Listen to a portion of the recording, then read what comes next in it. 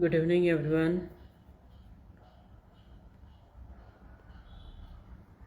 आजचा लाईव्ह असणार आहे आपला की लाईफस्टाईल डिसीज रिव्हर्स करण्यासाठी तुम्हाला कोणत्या कोणत्या गोष्टींचा डिटॉक्स करायचा असतो. जनरली आपल्या सगळ्यांना फक्त ना एकच डिटॉक्स माहिती असतो, तो म्हणजे आपल्या शरीराचा डिटॉक्स, बॉडी डिटॉक्स ज्याला आपण म्हणतो की आयदर तुम्ही पंचकर्म करा किंवा काही ज्युसेस वगैरे घ्या. त्या पद्धतीचा जो डिटॉक्स असतो त्याला बॉडी डिटॉक्स असं म्हटलं जातं.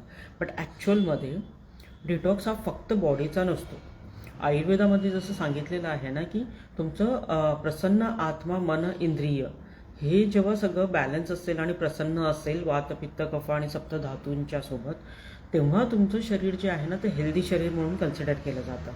तर ह्याच्यामुळेच ना डिटॉक्स हा फक्त आपल्या बॉडीचा डिटॉक्स करून चालणार नाही आहे. फक्त बॉडीचा डिटॉक्स केलात तर तुम्हाला तो रिझल्ट मिळणार नाही आहे जो आपल्याला ॲक्च्युअल एक्सपेक्टेड असतो हेल्दी राहण्यासाठी. आणि जर तुमचं मनच बॅलन्स नसेल, ठीक आहे, तर त्याच्यामुळे काय होणार आहे की भलेही तुम्ही बॉडी कितीही डिटॉक्स करून घ्या, पण तुमचं मन शांत नाही आहे या तुम्हाला खूप जास्त स्ट्रेस आहे, कंटिन्यू ओव्हर थिंकिंग करायची सवय आहे, तर तुमचं माइंड डिटॉक्स करणं पण खूप गरजेचं आहे तिथे. कारण मनाचा आणि ना आपल्या डायजेशनचा आणि आपल्या हेल्थचा खूप घनिष्ठ संबंध आहे. कारण कोणतेही डिसीज जे होतात ना ते फक्त आपण म्हणतो गटमधून, ठीक आहे, गट हे सगळ्या आजारांचं मूळ कारण आयुर्वेदात सांगितलेलं आहे. पण त्याच्याच सोबत हेल्दी राहण्यासाठी आपलं मनही जे आहे ते शांत असणं गरजेचं असतं. काम माइंड किंवा माइंडफुल थिंकिंग जे म्हणतो आपण, ते असणं गरजेचं आहे. तरच आपल्याला प्रॉपर जी हेल्थ आपण म्हणतो ना ती बॉडी आपली हेल्दी राहील किंवा आपण हेल्दी राहू. जर तुम्हाला कंटिन्यू स्ट्रेसमध्ये राहत आहे तर होणार काय आहे की तुमचे जे कॉर्टिझॉल किंवा स्ट्रेस हॉर्मोन जे आपण म्हणतो ना ते कॉर्टिझॉल हॉर्मोन वाढायला लागेल.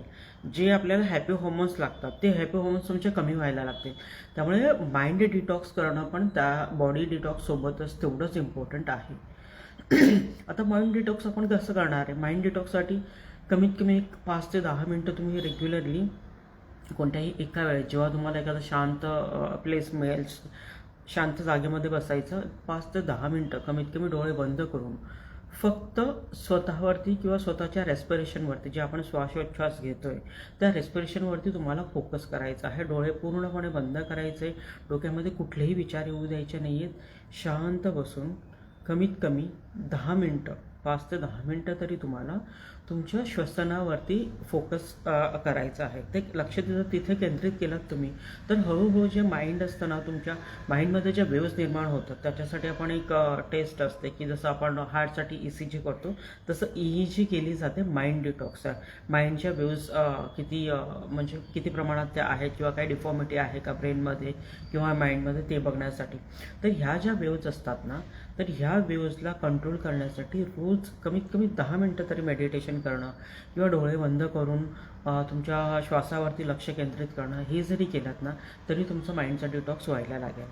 जे काही तुम्हाला ओव्हर थिंक करायची सवय असते ते हळूहळू तुमचं ओव्हर थिंकिंग इथून बंद व्हायला लागेल. याच्यासोबत नेक्स्ट येतं की आपलं रिलेशनशिप डिटॉक्स. बऱ्याच प्रकारचे डिटॉक्स असतात जे तुम्ही कधी ऐकलेलं नसाल, ते मी तुम्हाला आज सांगणार आहे. रिलेशनशिप डिटॉक्स म्हणजे काय असतं की आपल्या सोबत आपण बरेच रिलेशनशिपमध्ये असतो की आपले आई आहेत, वडील आहे, भाऊ आहे, हजबंड आहे, वाईफ आहे, मुलं आहेत. तर ही प्रत्येक रिलेशनशिप आपल्याला जी हेल्दी राहायला हवी. जर तिथे पण सपोज काही प्रॉब्लेम येत असतील किंवा तुम्ही एखादी गोष्ट झाली आणि ती पटकन ती विसरून ट्रॅकवरती येत नसाल किंवा तुमचं रिलेशनशिप छोट्या छोट्या गोष्टीवरून बिघडायला लागत असेल, तर त्या रिलेशनशिपमध्ये पण जे तुम्हाला जास्त स्ट्रेस देतात किंवा जे तुमच्या हेल्थसाठी चांगला नाही आहे, अशा रिलेशनशिपचा पण डिटॉक्स करणं खूप गरजेचं असतं. म्हणजे तुम्ही त्या रिलेशनशिपपासून सेपरेट न होता पण डिटॅचमेंट मोडमध्ये जाऊन, जर आपण एकाच घरात राहत असतो त्यामुळे आपण सेपरेट होणं हा ॲक्च्युअल इंडियन कल्चर नाही आहे, आपल्या भारताची कल्चर नाही आहे.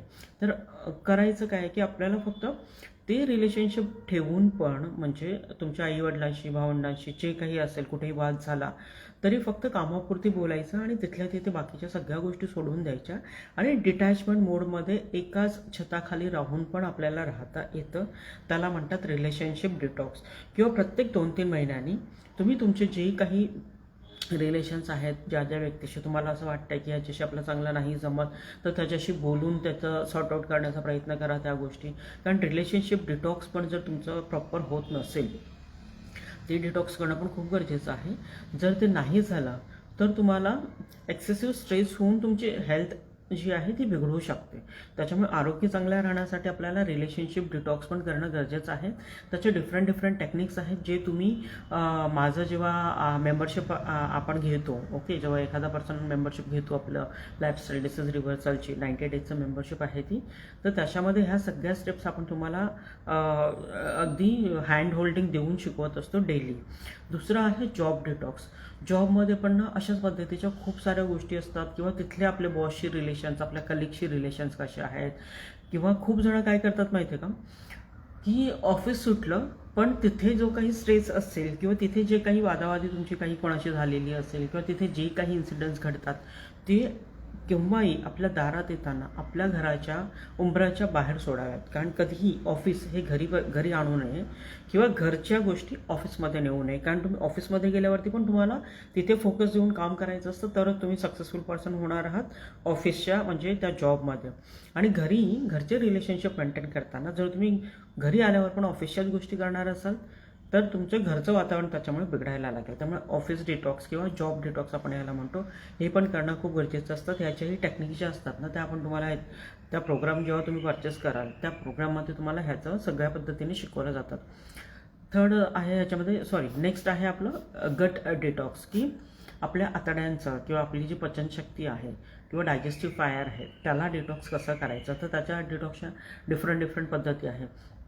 जसं आपण एक आठवड्याभराचा ना पूर्ण हे देत असतो, की मंडेपासून तुम्ही अगदी संडेपर्यंत कोणते कोणते आपल्या घरामध्येही जे असतात, लाईक की किचनमधले पदार्थ घ्या तुम्ही, मसाले घ्या, त्याच्यापासून जसं जिरा वॉटर घेतला एक दिवस, तर होल डे तुम्ही 3 लिटर जिरा वॉटरच घ्यायचं आहे. मग नेक्स्ट डे पूर्ण दिवसभर तुम्हाला ह्याचं धण्याची पावडर जी असते किंवा अख्खे धणे भिजवून त्याचं 3 लिटर पाणी बनवायचं आणि ते घ्यायचं.